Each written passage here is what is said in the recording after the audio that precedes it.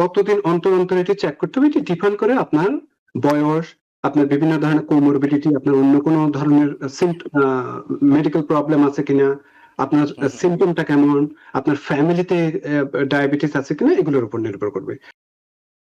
এটা আমরা দুই ভাবে ভাগ করে থাকি। একটা হচ্ছে যে আপনার ইনস্ট্যান্টলি ব্লাড গ্লুকোজ মাপা, আর একটা হচ্ছে যে A1C, যেটা হচ্ছে যে 3 মাসের ব্লাড গ্লুকোজ আপনার শরীরের মধ্যে কি ছিল সেটির একটা এভারেজ মাত্রা। যাদের ডায়াবেটিস নাই, যাদের ডায়াগনোসিস হয় না যে ডায়াবেটিস আছে, তারা কতদিন পর পর সুগারটা চেক করবেন, বা যাদের আছে তারা কি নিয়মিত চেক করবেন কিনা? বা অনেক সময় বলা হয় না যে আপনি প্রতিদিন খাবার আগে চেক করবেন বা প্রতি সপ্তাহে, ইত্যাদি অনেক বিষয় আছে। আমি এই বিষয়টা একটু জানতে চাই। সাথে আরেকটা জিনিস আপনি যদি বলে দেন পাশাপাশি, যে এই সুগারের লেভেল কত থাকলে আমরা বলবো ডায়াবেটিস, এবং একই সাথে আরেকটা প্রশ্ন একসাথে করে রাখি, কারণ আপনার আলোচনা হয়তো চলে আসবে, সেটা হচ্ছে A1C। A1Cটা করা হয় এবং এটা খুবই গুরুত্বপূর্ণ আমরা জানি, সেটার গুরুত্বটাও যদি বলেন। জি জি, প্রথমে কতদিন অন্তর, অন্তর এটি চেক করতে হবে এটি ডিপেন্ড করে আপনার বয়স, আপনার বিভিন্ন ধরনের কোমরবিডিটি, আপনার অন্য কোনো ধরনের মেডিকেল প্রবলেম আছে কিনা, আপনার সিম্পটমটা কেমন, আপনার ফ্যামিলিতে ডায়াবেটিস আছে কিনা এগুলোর উপর নির্ভর করবে। যদি একটা সাধারণ মানুষের যদি কোনো ধরনের রোগ না থাকে, অন্তত বছরে একবার আপনার ডাক্তারের ফিজিক্যাল একটা চেক করা দরকার।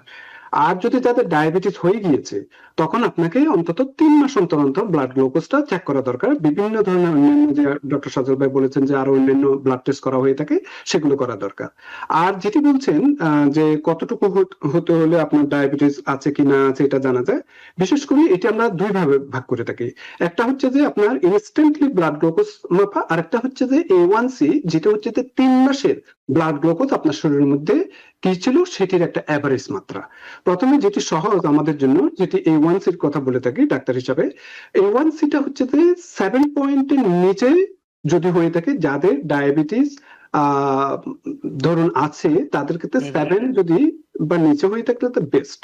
হ্যাঁ, আর যদি প্রি ডায়াবেটিস 5.7 থেকে আপনার 6.5 পর্যন্ত যদি থেকে থাকে তাহলে সেটিকে প্রি ডায়াবেটিস, এবং 6.5 এর উপরে হয়ে গেলে তখন ডায়াবেটিসের পর্যায়ে পড়ে যায়। তো এখন যাদের ডায়াবেটিস হয়েছে তাদের সবসময় চেষ্টা করবেন যাতে 7 এর নিচে যাতে হয়ে থাকে, এবং 7 এর উপরে হলে এমন কিছু না যে তারপরেও আপনাকে একটু মেডিকেশনটা অ্যাডজাস্ট করা যায় কিনা, লাইফস্টাইলটা অ্যাডজাস্ট করা যায় কিনা সেটির দিকে একটু খেয়াল রাখতে হবে। আর আপনি যে জিনিসটা ইনস্ট্যান্টলি বলেছেন যে ব্লাড গ্লুকোজটা যদি দেখতে চান, সেটি হচ্ছে যে যদি আপনি খালি পেটে যদি মেপে থাকেন তাহলে 126 মিলিগ্রাম পার ডেসিলিটার যদি থেকে বেশি হয়ে থাকে তখন ভাববেন যে এটি ডায়াবেটিস রেঞ্জের পর্যায়ে পড়ে গেছে। কিন্তু খাওয়ার পরপর যদি মাপেন সেটি আপনার 200 পর্যন্ত হতে পারে, কিন্তু 200 এর উপরে যদি হয়ে থাকে তখন আপনি বুঝে নেবেন যে এটি আপনার ডায়াবেটিসের কারণে হচ্ছে। তো এইভাবে আপনার অনেক কিছু দেখতে পারেন। এছাড়া আপনার ইউরিন টেস্ট করলে আপনার অনেক সময় আমরা গ্লুকোজটা দেখি, হ্যাঁ, তারপর আরো অন্যান্য কিছু দেখা যায়। তো এগুলোর উপর ভিত্তি করে আমরা বুঝতে পারি যে আপনার ডায়াবেটিস আছে কিনা আছে।